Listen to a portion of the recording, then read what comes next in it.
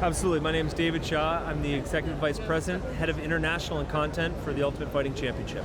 First of all, I think any sport that's done really well and has a massive fan base around the world has a very clear pathway for excellence. So if you're a young, aspiring athlete, it doesn't matter if you're a footballer, if you want to play hockey or rugby, you know exactly what you need to do to become a professional. So the fact that we're here at the World Youth Championships for mixed martial arts, led by IMMAF, it's just a demonstration of how far the sport's become and how operationally excellent things are at the moment. Initial impressions, first of all, incredible to have such great widespread representation from different countries around the world. 60 or so nation states represented here, 1,000 athletes competing for different medals after a series of regional championships over the course of the year. It just goes to show you that MMA is thriving, it's alive and well.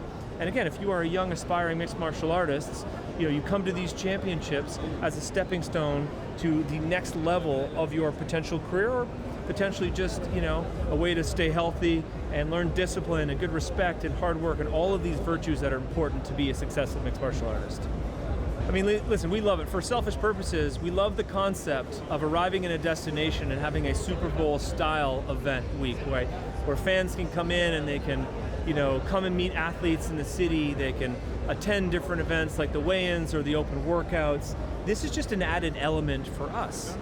And this is not about the UFC, this is about mixed martial arts. And so come back to the concept of a celebration of mixed martial arts. If you are a fan of this sport or you're a participant in this sport, coming and attending these Youth World Championships for these few days and then maybe coming over to the UFC or coming to our weigh-ins this afternoon, this makes it a really great experience and a great, again, celebration for mixed martial arts.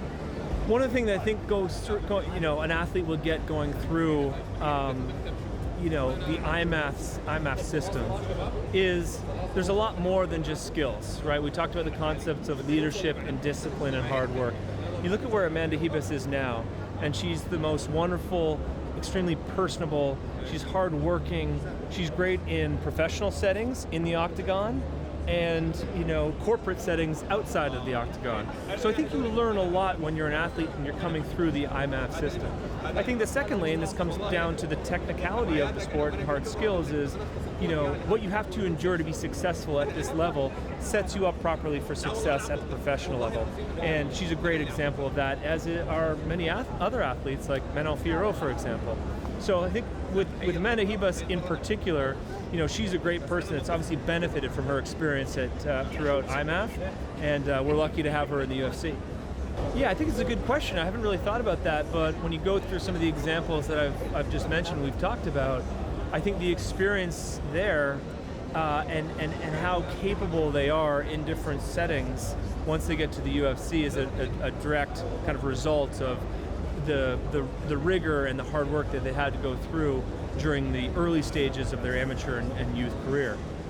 So absolutely, I mean, you see Amanda Ribas on the mic, and she's eloquent and loquacious, and she's got a lot to say. I mean, listen, I'm a Canadian, I speak a tiny bit of French and a lot of English, but you go down to a country like Brazil, and it's not uncommon for individuals to speak 3, 4, 5 languages. And so the benefit of that for us is wherever she goes to participate, she's able to speak language, and she's able to kind of interact with individuals, crowds, in corporate settings, and so on. So we're very lucky to have athletes like her. How excited are we? We're very excited. So to answer your question, I'm not directly involved in matchmaking or scouting, but I know from working closely with Sean and Mick and Hunter and Dana, some of the different qualities they look for in an athlete. And so I think there's a lot of excitement for Michelle coming in that, we'll just have to wait and see. I'm not even sure, is there a fight booked yet? TBD, but one of the opportunities that we do have is when these athletes are signed after an IMMAF career, what we're intending to do is make sure that our international offices, depending on what country, what area, what language they speak, they're being supported by our team.